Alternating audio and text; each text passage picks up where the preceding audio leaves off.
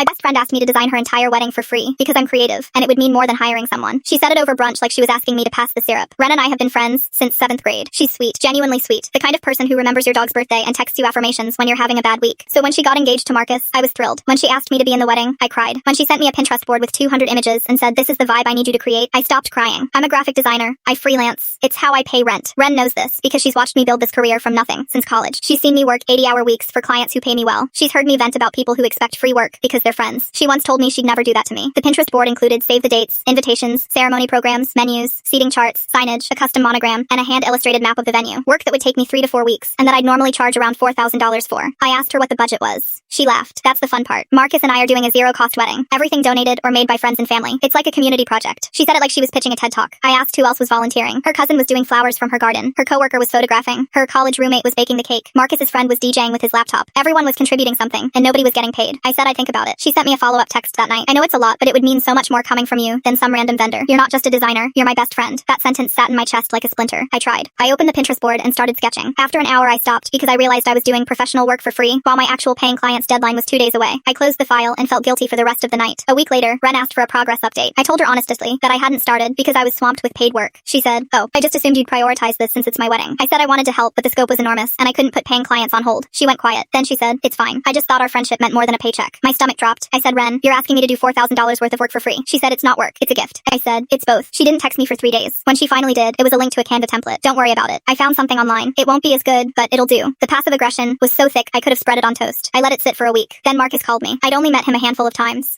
He said he wanted to clear the air. I expected him to apologize on Ren's behalf. Instead, he said, "I think it would really help if you just did the designs. It's important to Ren, and honestly, you owe it to her as her best friend." I asked him why they were doing a free wedding when they both had good jobs. He said they were saving for something. I asked what. He paused. Then he said they were putting the wedding savings toward a down payment on a vacation property his buddy was selling. I sat there, holding the phone. Ren's best friend was supposed to work for free. Her cousin was supposed to garden for free. Her coworker was supposed to photograph for free, so that Marcus could buy a cabin. I called Ren that night. I didn't mention the cabin. I just asked her one question. "Do you know exactly what Marcus wants to use the wedding savings for?" She went quiet. Then she said, "He mentioned some investment thing." I didn't really ask. I told her to ask. She said, "Why are you being weird about this?" I said, "Because everyone in your life is donating time and money to your wedding so that you can have something beautiful for free. And I think you deserve to know where that money is actually going." She called me back 3 hours later. She'd asked. He'd told her. She was crying. Not about the cabin. About the fact that he'd pitched the entire free wedding concept to her as something romantic and community-driven when it was really just accounting. She said, "He made me believe this was about love. It was about a lake house." I didn't say "I told you so." I just said, "Do you want me to come over?" She said yes. I drove over, made her tea, sat with her on the couch while she processed the fact that the man she was marrying valued a property fight investment over her wedding day. She's still deciding what to do. I told her I'd make the invitations. Not for free. Not for the friendship. For her. Because she deserved at least one person in this wedding who was honest about what they were giving and why. She hugged me and said, "You're the only person who told me the truth." I said, "That's what $4,000 worth of friendship looks like." She laughed for the first time in a week. "I'll take that as payment."